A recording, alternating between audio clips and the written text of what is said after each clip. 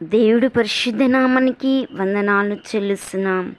ఉపవాస దినాన ఇంతమంది ప్రార్థన చేస్తున్నారు, ఇంతమంది దేవుని స్తుతిస్తున్నారు, దేవుని ఆరాధిస్తున్నారు.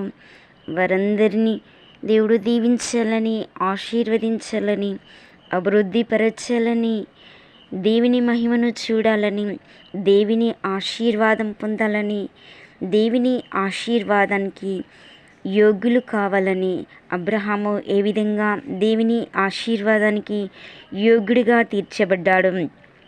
ఆశీర్వాదాన్ని అనేకులను ఆశీర్వదించుటకు తండ్రిగా, పితరులకు తండ్రిగా ఏ విధంగా అబ్రహాము దీవించబడ్డాడు, ఆశీర్వదించబడ్డాడు.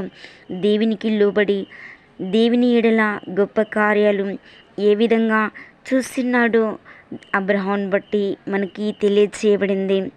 అబ్రహాము ఏ విధంగా ఆశీర్వాదానికి యోగ్యుడు దేవుని వాక్యాలు సెలవిస్తున్నాయి. తను చూస్తున్నది దేవుడు దీవించాడు, తను చూస్తున్న దిశలను ఆశీర్వదించాడు, నడుస్తున్న దిశలను ఆశీర్వదించి తనకు స్వాస్థ్యంగా అనుగ్రహించాను. ఎత్తు, వెడల్పు, పొడవు, మరి అబ్రహాము పైకి చూడుము, ఆకాశ నక్షత్రములు అలాని సంతతిని దీవిస్తానని, ఆశీర్వదిస్తానని అబ్రహామును దీవించాడు, ఆశీర్వదించిండు. ఇసుకను చూడు అన్నప్పుడు దాన్ని నీవు లెక్కించగలవా? నీ సంతానము ఆ విధంగా ఇసుకరేణు వలె విస్తరించబడునని దేవుడు సెలవిచ్చిండు. అబ్రహామును దీవించినట్లు అబ్రహాము సంతతిని కాకుండా అబ్రహామును అన్ని జనులకు ఆశీర్వాదకరంగా చేసి అబ్రహాము సంతతి ఏ విధంగా దీవించబడిందో, ఆశీర్వదించబడిందో దేవుని వాక్యంలో మనకి సెలవిస్తుంది. అబ్రహాము ద్వారా తన సంతతి పాలు తేనెలు ప్రవహించే దేశంలో ఏ విధంగా వారసులయ్యారు.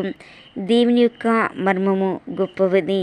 ఎందుకంటే దేవుడు సెలవిచ్చింది, ఆయన పలికింది ఆశీర్వదిస్తాడు, నీ సంతతిని అభివృద్ధిపరుస్తా, ఆశీర్వదిస్తానని వాగ్దానం చేసిన దేవుడు అబ్రహామును ఆశీర్వదించాడు, మోషేను ఆశీర్వదించాడు, ఇశ్రాయేలు ప్రజలను వాగ్దాన నిబంధనగా దీవించాడు, ఆశీర్వదించాడు.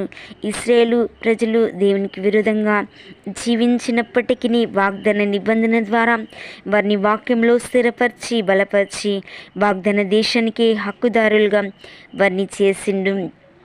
అదేవిధంగా ప్రార్థన చేసిన ప్రతి ఒక్కరిని కూడా ఆశీర్వాదానికి యోగ్యులుగా, వారసులుగా దేవుడు ఆశీర్వదించాడు. మోషేను దీవించాడు, ఆశీర్వదించాడు. మోషే దేవుని స్వరాన్ని ఎప్పుడైతే విన్నాడో అప్పుడే ఆశీర్వాదానికి యోగ్యుడిగా మార్చబడిండు. పౌలు ఎప్పుడైతే దేవుని మాటకు లోబడిండో అప్పుడే ఆశీర్వాదానికి యోగ్యుడిగా మార్చబడిండు. మరణస్థితిలో ఉన్న హిజ్కియా ఎప్పుడైతే తను తాను సరి చేసుకొని దేవుని మాటకు లోబడి ప్రార్థన చేసిండో ఆశీర్వాదానికి యోగ్యుడైనాడు.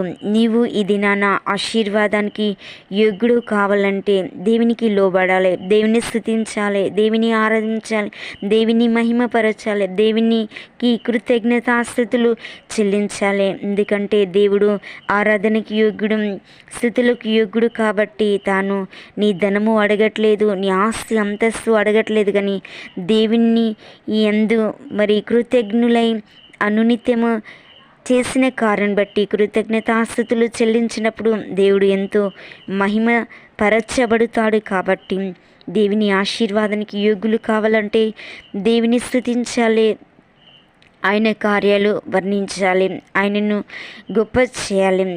ఎక్కడ దేవుని నామం గొప్ప చేయబడుతుందో అక్కడ ఆశీర్వాదాలు అధికంగా వెదజల్లబడతాయి. కాబట్టి అబ్రహాము దేవుని బలిపీఠం కట్టినాక తన సంతతి స్థిరపరిచాడు.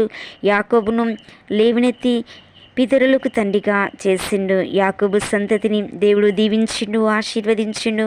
అబ్రహాంకి ఇచ్చిన వాగ్దానం యాకోబు ద్వారా అధికార సిద్ధి కలిగి యాకోబు సంతతి అంతా రాజులేని యాజకులుగా ఏ విధంగా గొప్ప చేయబడ్డారో, దీవించబడ్డారో, ఇది నా అబ్రహాము సంతతిని దీవించిన దేవుడు నీ సంతానం కూడా ఆశీర్వాదానికి యోగులుగా చేయునుగాక, ఆశీర్వదించునుగాక, బలపరచునుగాక. అపవాదిని జయించుటకు దేవునికి లోబడండి. అపవాదిని జయించి అపవాది కార్యాలను లయము చేయుటకు దేవుడు శక్తిగల దేవుడు కనుక దేవుని వైపు తిరిగిన వారందరి ఎడల ఆశీర్వాదానికి యోగులైన ఆశీర్వాదం దేవుడు అనుగ్రహించునుగాక, బలపరచునుగాక. ఆమేన్.